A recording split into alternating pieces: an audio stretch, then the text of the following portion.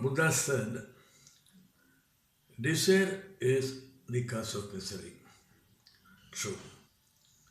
Mere desire doesn't cause you misery.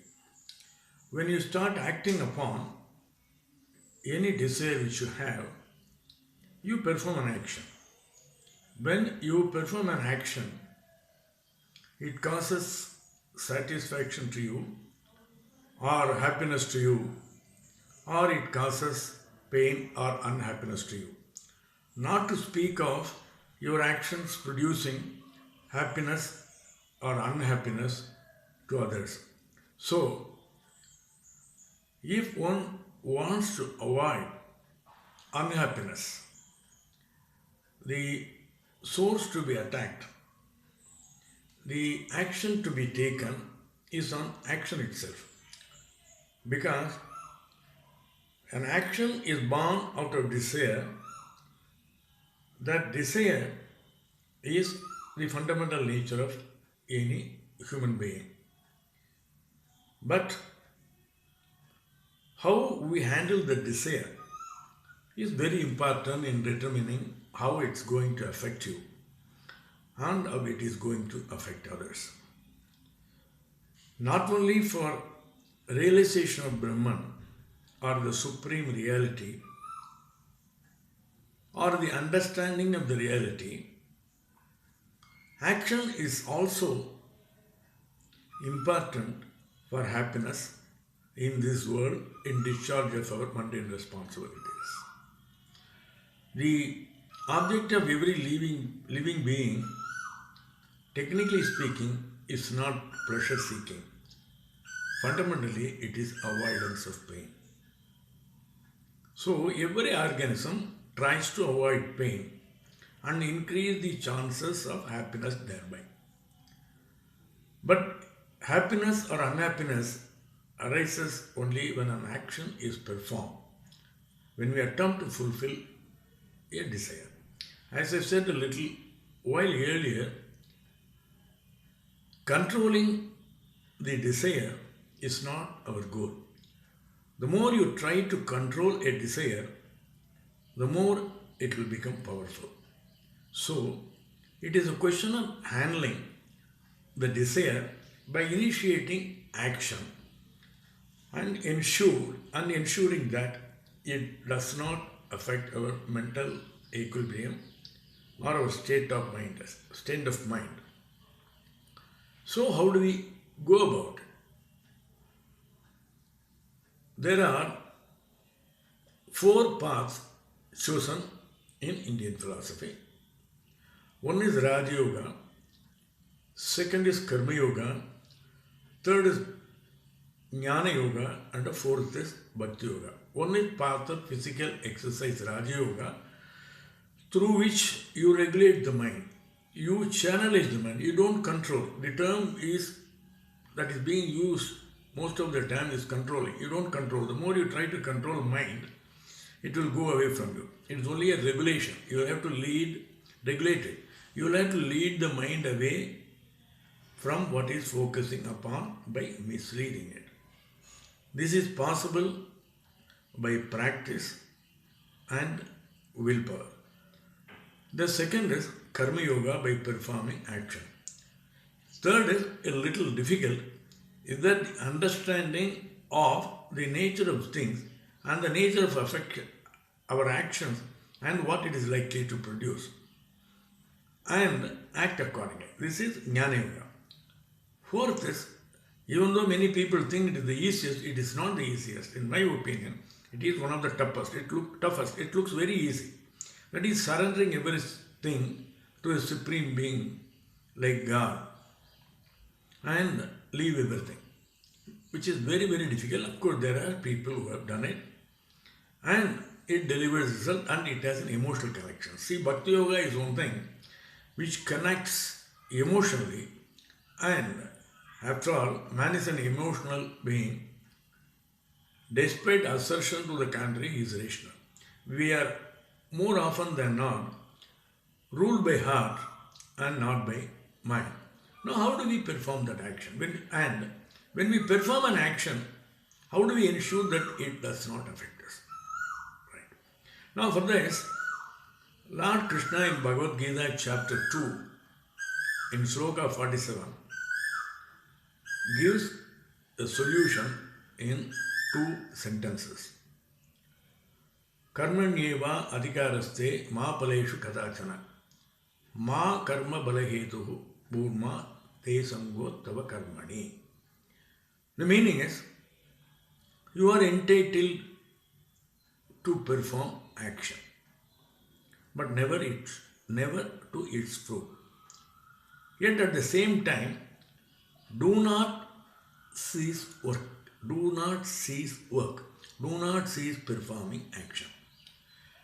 The term karma is often understood today as to something sinful which accrues to you. This is my karma, people say. That normally indicates something bad which is not true. Karma is simply in Sanskrit action, and action is karma. When you perform an action, you get a result. That's all. So there is karma, the term per se, is not sinful. Performing action is not sinful. Sense of enjoying the objects of senses is not sinful. The point is, you will have to regulate. See, when you try to control any organ, any sense organ, to go after for what it is meant, then it is going to rebel. See, if you are not supposed to eat and if you are not supposed to speak, then why should you have ears? If you are not supposed to see, why should you have eyes? It's not a question of just closing your eyes and closing your mouth. It is a question of your mental resolve. I will deal it in the next video as to how to renounce the sankalpa, that is, the determination to leave the actions of the senses. Now in this sentence, when Lord Krishna says, you are entitled to work but not to its fruit, but it looks very, very silly also at the first count. How is it possible? You go to an office, work the whole day, you don't expect salary at the end of the month. Finished. Is it sensible? No. Similarly, when you perform any action, you normally expect some results out of it. Without expecting results, nobody has the motivation to do it. But what Krishna is advocating here is not action or inaction. What he is saying is that you perform non-action. What is the difference? See, when you perform an action, supposing I go for an interview, correct? When I go for an interview, I am performing an action. But normally what we do when we go for an interview, we are seeking for a job, we are sitting, we write the exam, later we go for viva say, and then being interviewed by people. Do we simply stop at just writing the exam and going to the interview without any thought on our mind? No. Our underlying thought is that I should get the job. The subsidiary to that is that I should write the exam, so then I have to get the good books, then I have to study regularly, then get through the examination. Then comes the point of facing the interview, and then you have to answer to that satisfaction the board members of the interview. Right? This is how we attempt to, I am giving an example like this. So this is an action. Now when you are performing an action, well, let us look, this is called action. Where you are looking at the result. The result is you want to get a job. You are expecting a job. You are expecting a job. That is the result. The action you are doing is writing an examination, facing an interview board. Right? These are the actions. Now let us see how it works. So let us look at this fact. See, you want to get employed. You got an opportunity. But the conditions are there, you have to write the exam, you have to go to the interview. Now, what are the factors that you can control? The one factor which you can control is yourself. Right? There's no doubt about it. In some cases, it's not even possible. I'll tell you a little later on that. What are the factors you cannot control? Number one, you should have the required textbooks, appropriate textbooks. Second, you should have enough time to read it. Number three, you should be in a position to understand it. And number four, when you write an examination, you should be able to remember what you have read or studied, assuming that you know all the answers. If you have prepared your reading by selecting some question and leaving out some portion, then again your problem is confounded. So, facing an examination, your contribution stops at only to the level of preparation. How the questions come, how you answer is also reasonably dependent on you, but how the paper is corrected depends on the valuer. Who is valuing the paper depends on his mood. It is a fact. We are not, robots, no? So that is one. So it is not in our control. And second, if it is a competitive examination, the ranks are going to be there. If top 10 only will get the job, you cannot assure it. You might be getting 999 out of 1000 in the examination. But in an examination where thousands of people write the examination, and if 20 people secure 100 plus 1000 marks, all the 10 seats will go. So this is not your fault, right? Then comes to the question of attending the interview. You cannot expect what questions are going to be asked because nobody can answer all the questions. Second, the type of questions that are going to be asked depends on the individual's mood who is interviewing.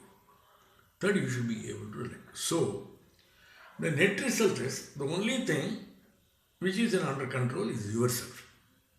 Your action of preparing for the examination. How? Just when there are more than, for the completion of getting a job, there are more than one factor. One factor is you. The next factor is textbook. The second factor is it has to be evaluated. So for third part is you have to be given, it has to be valued properly, you will have to get it. And interview, somebody should not have overtaken you. Fifth, you should be called for an interview if selected. After the questions should be answerable by you and you should remember the answers. Now, out of this, accepting the fact that you can perform, you can prepare for the examination and write. Beyond that, nothing else is in your control. When we start thinking, I have to perform well in the examination and get a job and do well in the interview, what is happening? You are becoming tense. You are becoming anxious. With the net result that you are disturbing the only agent which is under your control that can perform well, and if it performs well, your chances of getting the job is easier. So you are impairing that.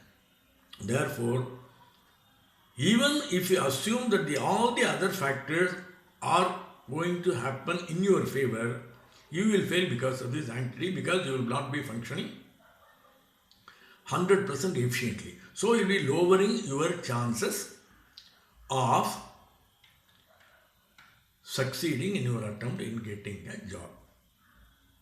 Right? You don't get, because now I will give it you one more example. Now let us take a very simple action of brushing your teeth in the morning. We take it as a very simple action. Right? You think about it. First thing is, when you go to bed in the night, what is the guarantee you are going to be awake tomorrow? We don't have guarantee. Assuming that you are awake, you are going to the bathroom, take the paste. First thing is, the paste should be available. And when you press it, it should come out and gravity should work. And when it comes and then you put it on the toothpaste, you should take it and start pressing. Your body should cooperate. Your hands should move. Then water should be there. So then you should be able to complete.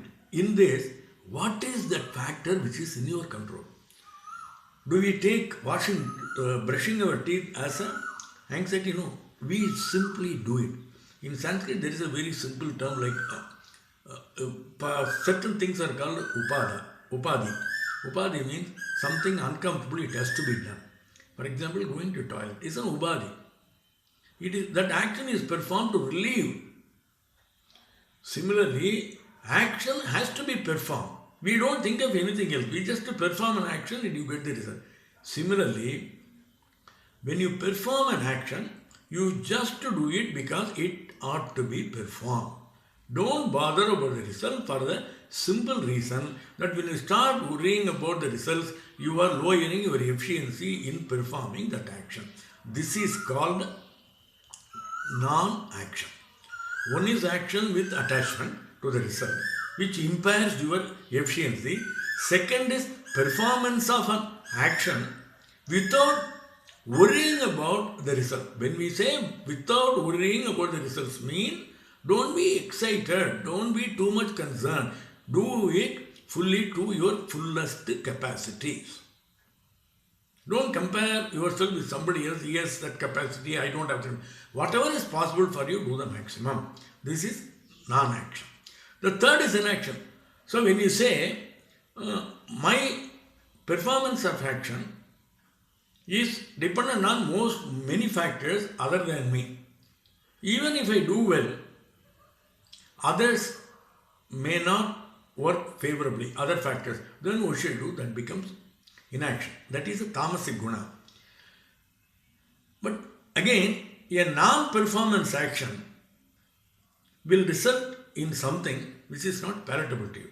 Normally we have a saying in decision making, not taking a decision is also a decision.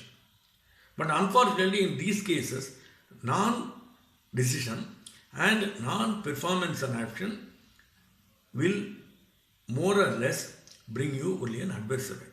And secondly, you just can't stop being active. That is your subhava. So, when Krishna says karmanyeva adhikaraste mapaleshu kathachana, you perform an action without attachment to the fruits thereof. You do what is best.